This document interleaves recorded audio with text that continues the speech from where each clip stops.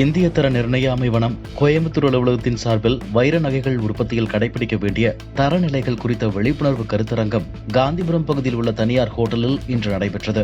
இந்த நிகழ்வில் இந்திய தர நிர்ணய அமைவனம் கோயம்புத்தூர் அலுவலகத்தின் தலைமை அதிகாரி மூத்த விஞ்ஞானி ஜி பவானி சிறப்புரையாற்றினார். இதில் சிறப்பு விருந்தினராக all India GeM and jewellery domestic council அமைப்பின் இயக்குநர் HM சுல்தான் முகதீன் கலந்து கொண்டு வைரக்கற்கள் உற்பத்தி மற்றும் வைர நகை தயாரிப்பு குறித்த பல்வேறு கருத்துக்களை எடுத்துரைத்தார்.